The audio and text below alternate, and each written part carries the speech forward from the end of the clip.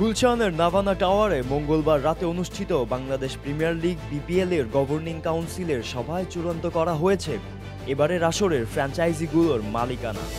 আগামী ৫ বছরের জন্য দেওয়া হয়েছে এই মালিকানা অধিকার।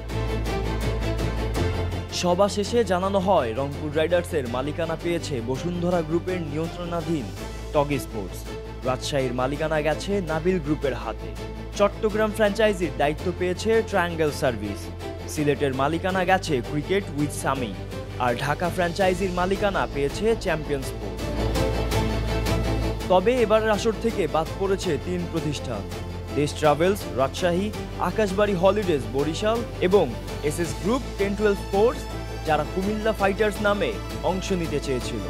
গভর্নিং কাউন্সিলের পক্ষ থেকে জানানো হয়, এই প্রতিষ্ঠানগুলোর জমা দেওয়া কাগজপত্র মূল্যায়নে সন্তোষজনক মনে হয়নি। আর্থিক সক্ষমতা, স্বচ্ছতা ও লিগ্যাল টিমের নিরীক্ষায় অসঙ্গতি ধরা পড়ায় তাদের বাদ দেওয়া হয়েছে। বিপিএল গভর্নিং কাউন্সিলের সদস্য সচিব ইফতেখার রহমান বলেন, চুলচেরা বিশ্লেষণ করে অর্থনৈতিক স্বচ্ছতা ও অন্যান্য বিষয় বিবেচনা করেই আমরা এই ৫টি দল চূড়ান্ত করেছি। ফ্র্যাঞ্চাইজিগুলোর সঙ্গে আলোচনা করে দলগুলোর নতুন নাম নির্ধারণ করা হবে। আগামী ৫ কর্মদিবসের মধ্যে প্রতিটি দলকে ১০ কোটি টাকা ব্যাংক গ্যারান্টি জমা দিতে হবে, নচেত তারা প্লেয়ার্স ড্রাফটে অংশ নিতে পারবে না।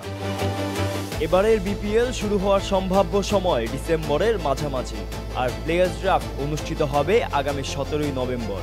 এবারের আসরে আর্থিক স্বচ্ছতা, নিরীক্ষা ও দীর্ঘমেয়াদী পরিকল্পনায় বিশেষ গুরুত্ব দিয়েছে বিপিএল গভর্নিং কাউন্সিল।